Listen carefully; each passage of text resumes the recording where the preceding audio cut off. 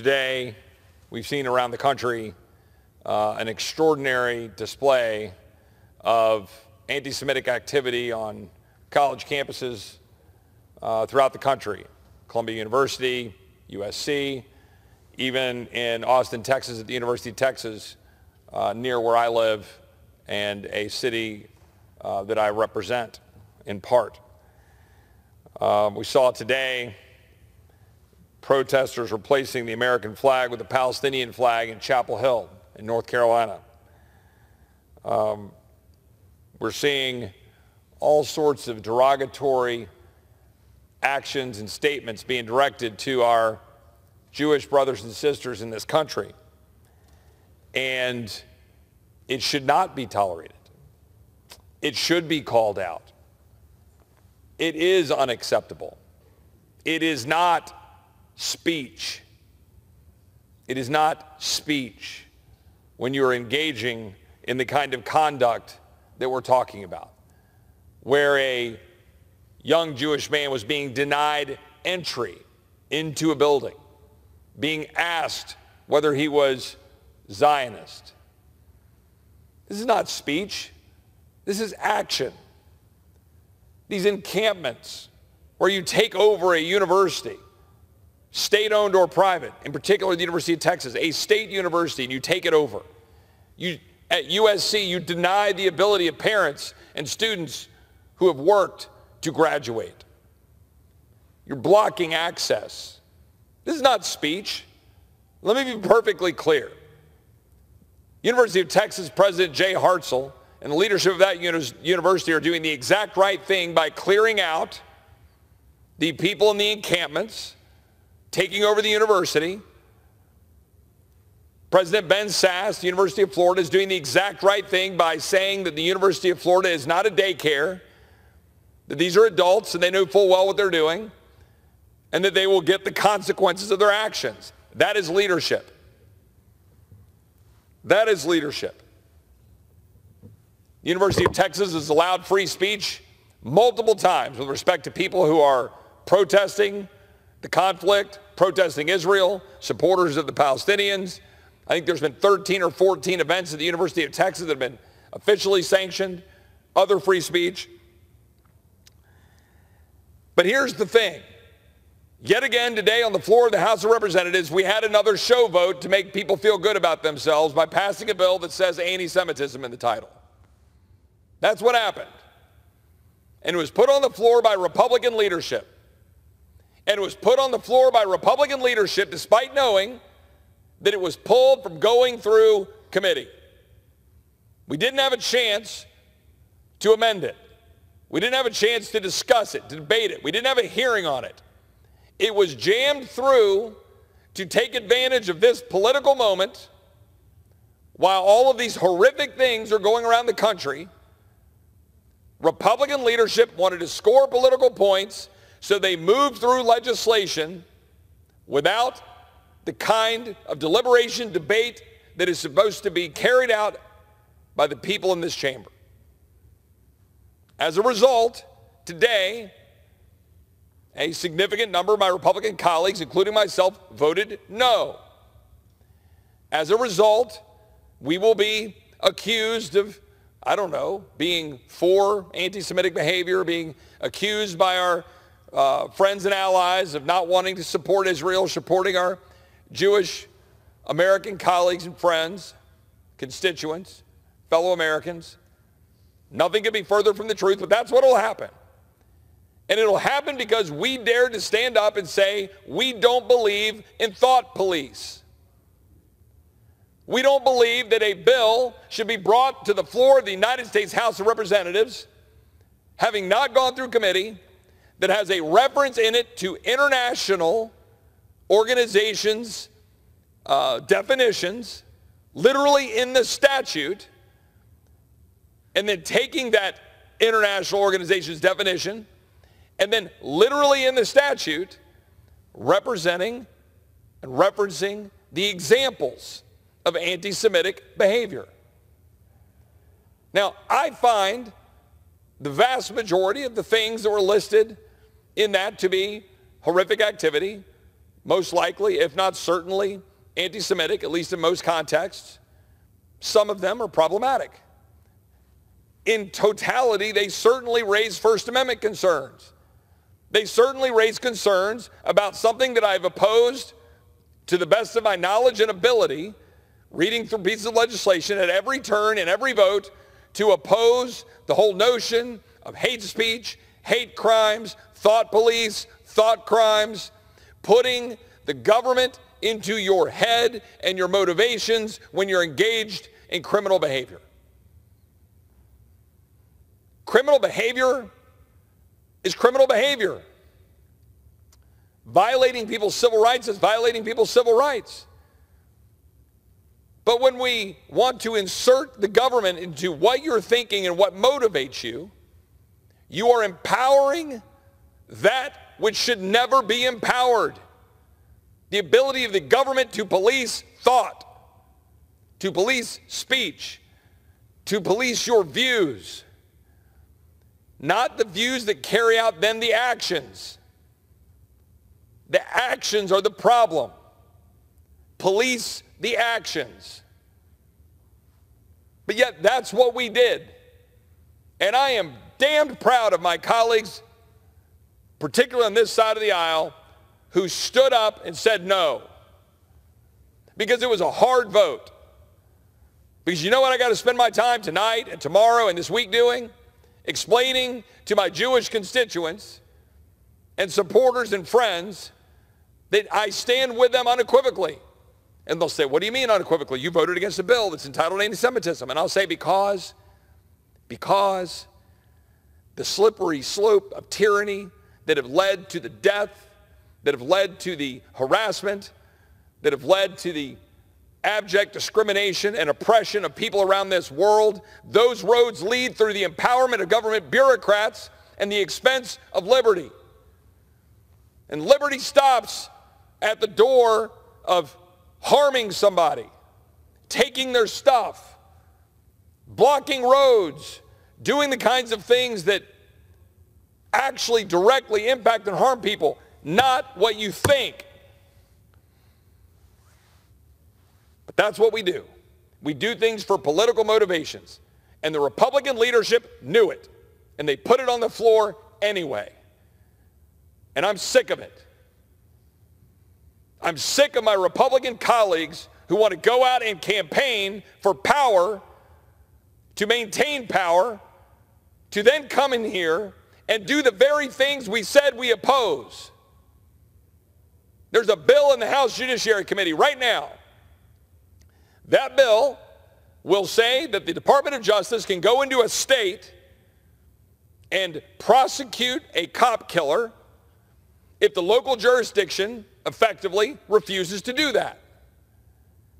Now, that sounds good, doesn't it? If you're pro-cop, if you're pro-police, and you've got a George Soros prosecutor sitting in Austin, Texas, New York City, that is refusing to do their job, their duty, follow their conscience, to go prosecute a dangerous individual who killed a cop. So you say, well, Chip, of course, we should bring in the Department of Justice and take care of that horrific result. Here's the problem. There's no end. The bill is based upon commerce. If a gun transports in commerce, if the defendant has traveled in commerce. Now, you say, Chip, why does that matter?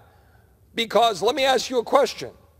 The bill that I have before the Judiciary Committee, which is saying that if something is involved in commerce, the federal government, the Department of Justice, whether it's led by a Republican or led by Merrick Garland, that Department of Justice can come in based on whatever rationale they want and say, we're going to prosecute this crime committed against a cop. Why not against a nurse? Why not against a doctor? Why not a firefighter? Why not a teacher? Why not a member of the clergy? It won't end. Our founders didn't set up a federal police. Our Constitution does not contemplate a federal police. Our government, our federal government, is not supposed to police us in our homes and our communities. It is egregious that there are cops who have been murdered and there are DAs that refuse to do their duty to prosecute their killers.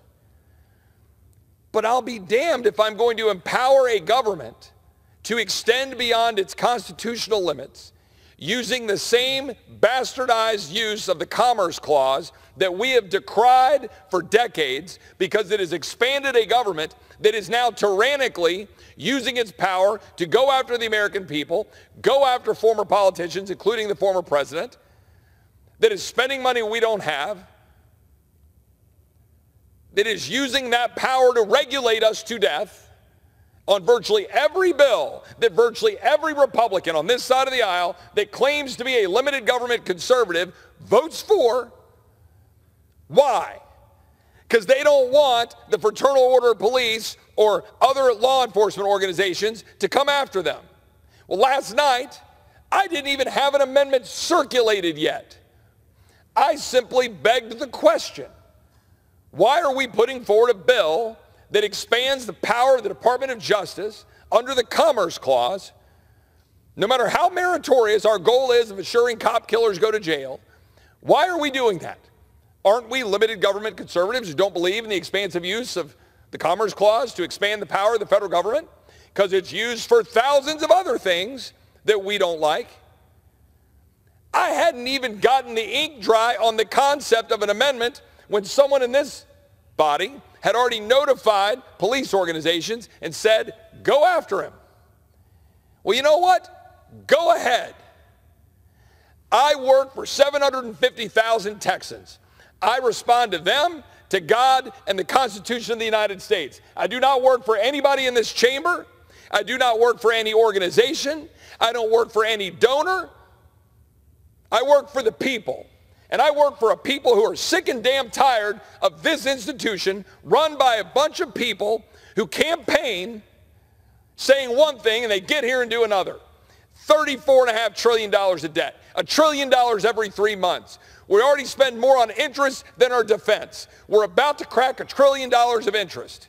They say we will hit $2 to $3 trillion of interest by 2030. Our borders are wide open. We have kids dying.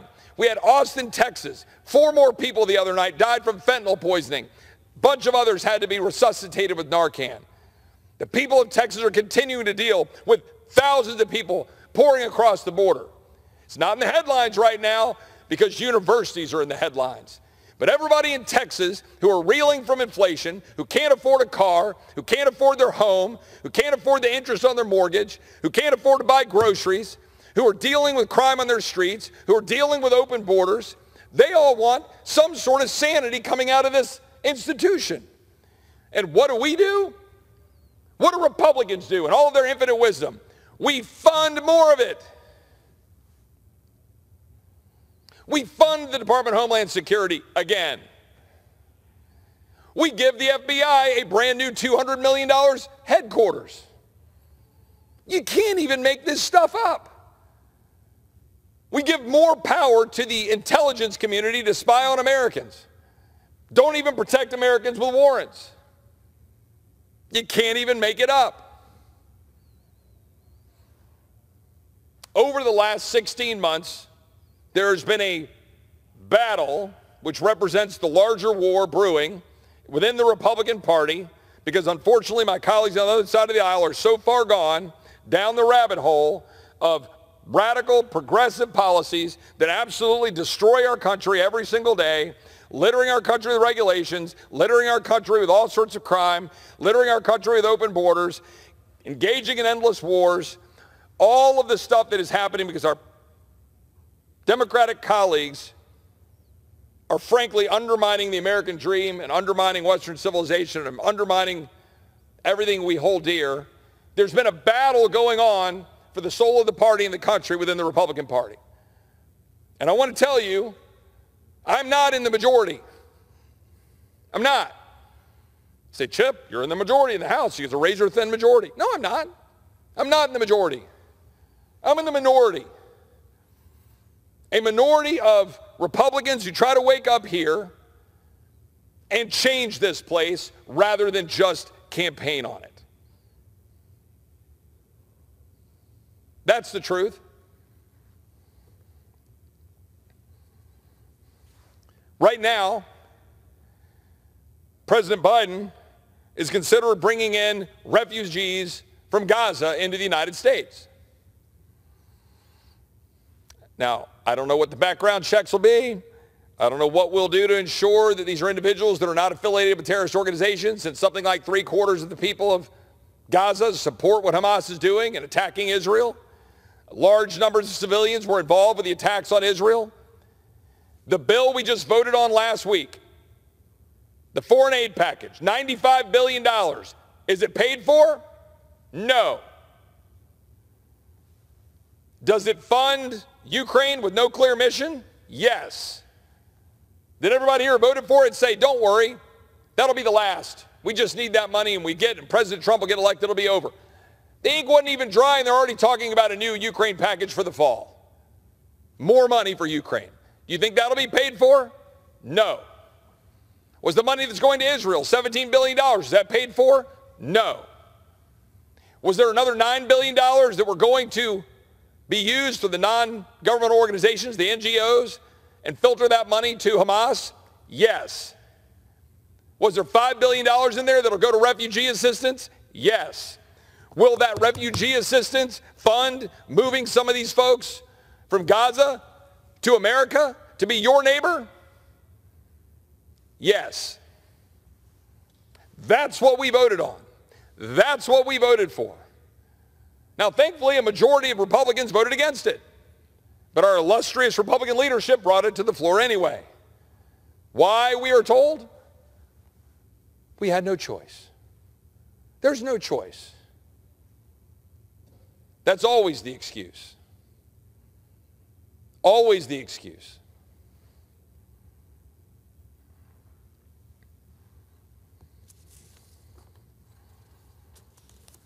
Meanwhile, here, in addition to the refugees that may be dumping in here from Gaza, in 2023, last year in an 8-month stretch, about 200,000 migrants flew into the United States via the president's parole program.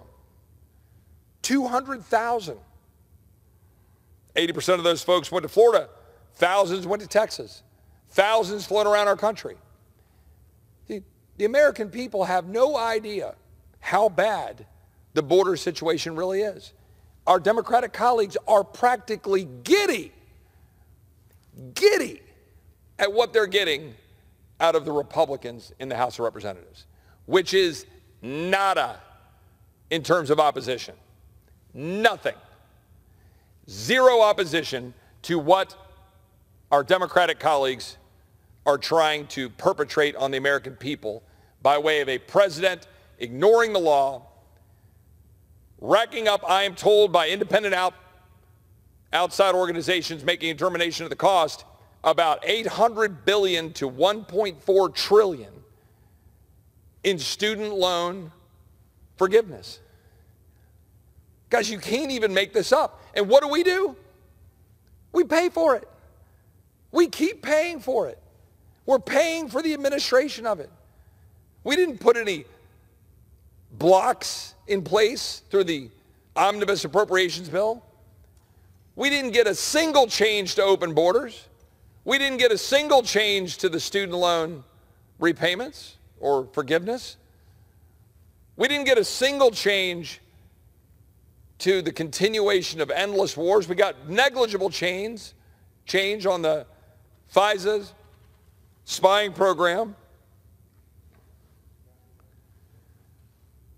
But right now, we have a backlog of several million people waiting for court proceedings as late as 2035 or 2037. And then I was talking to some friends of mine the other night who are a little bit more on the other side of the aisle. And they were saying, oh, you guys and, Republicans and, have issues with immigrants. I said, well, let me ask you a question. How many people do you think are in the United States who are foreign born? I told them the answer, about 51.5 million. How many are legally coming every year? It depends on the year, but somewhere between 800,000, a million, 1.1 million, depends on the year. Almost a million. No other country is even close, by the way. But we're anti-immigrant because we think maybe we ought to pause for a second, maybe take stock of the state of our country. We can't pay for Medicare. We can't pay for Social Security without printing money. Hell, we can't pay for anything pretty much without printing money. And here's the thing I would say to all my Republican colleagues. Enjoy it when I come down here to the floor and I file a bill to raise taxes on whoever I decide needs to have their taxes raised on, and have you explain how you are voting for more spending for endless wars and endless conflict and $95 billion for Ukraine and overseas conflict, and you're not paying for it. Tell you what, I'll give you the ability to pay for it. Do you want to go out and sell tax increases to all of your donor friends? Go ahead. Go ahead to my Republican colleagues, because you've been taking a free ride on the idea of trickle down now for 25 years. Now, I believe in low broad tax rates, creating the maximum economic growth and opportunity and driving up revenues to the Treasury without constraining the productivity of the American people. I believe that. But I don't believe in listening to people complain to me that we're somehow obstructing the great Ronald Reagan's view of what we need to do through peace, through strength, to go help other people around the world like Ukraine. We're now $175 billion in. They already know they want another 60 billion, 100 billion. Hell, I saw a news account of 500 billion. Who's going to pay for that? And I've had some of these people around town have had the temerity to tell me, Chip, that's not that much money. Why are you gagging on an ad? It's just $60 billion. It's just $175 billion. The real problem is Medicare. Let me ask anybody who wants to jump in here. Oh, that's right. There's no more colleagues here.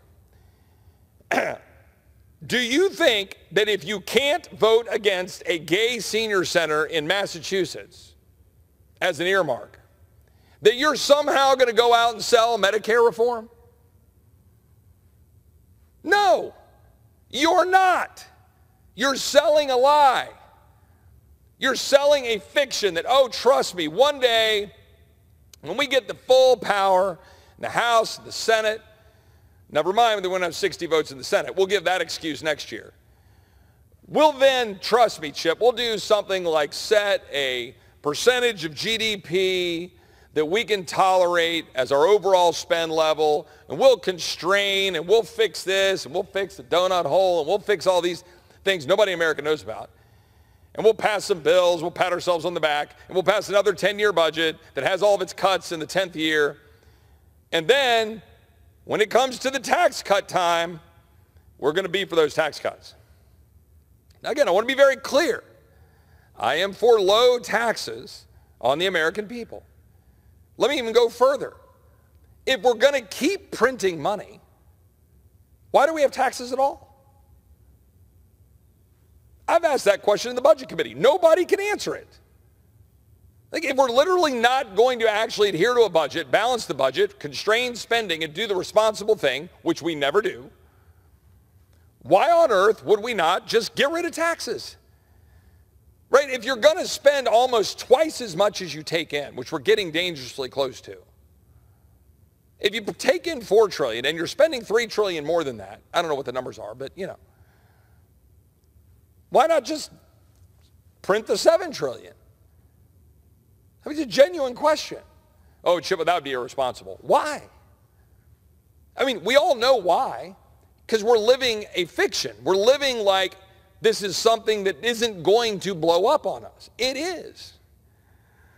And for all my colleagues who said, oh, Chip, yeah, 1980s, and Ronald Reagan, he stood up and he said, tear down this wall, peace through strength, built the military. Do you know what our GDP, our debt to GDP ratio was then? About 35%. Do you know what it is today?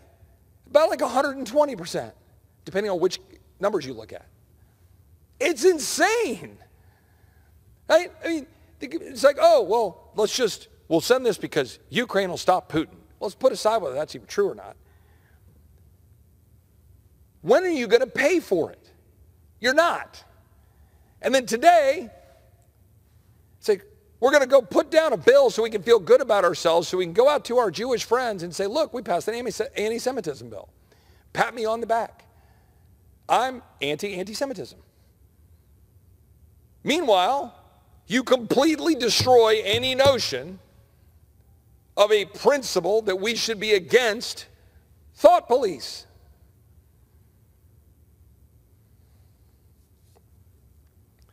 Last year we set out to change this place. I think we successfully did it for a while. We got 7 appropriations bills passed out of the House chamber. We had votes on about 1,100 amendments. We passed the strongest National Defense Authorization Act we've ever passed. We passed the strongest border security package in H.R. 2 we've ever passed. We finally put to bed notions that to do that you had to advance amnesty. We were able to, over the course of the last year and a half, move all of the spending debate to the point where non-defense spending was held flat. The defense spending that went up was paid for by taking money out of the IRS expansion and COVID funds.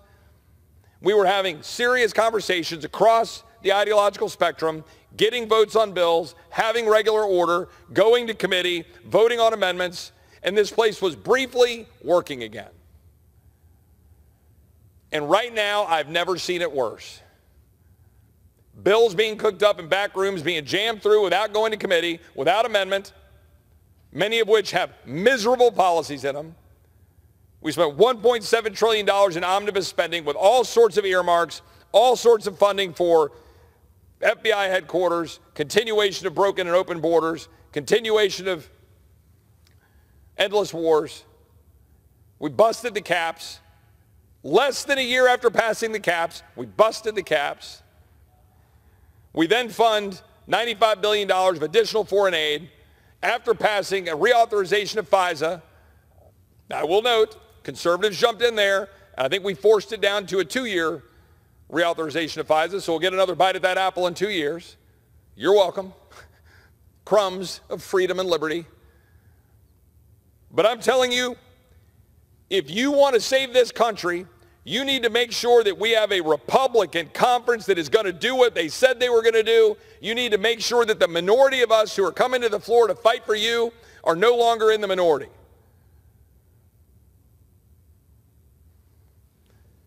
We have a little bit of time.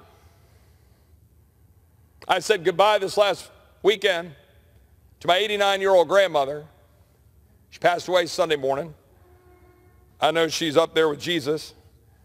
No doubt getting a laugh of some of my antics down here. Wonderful woman. Went to church every Sunday. She lived right. She, her generation, all who came before her, they didn't fight as she did. She served for 35 years in the Air Force as a civilian at Barksdale Air Force Base in Louisiana.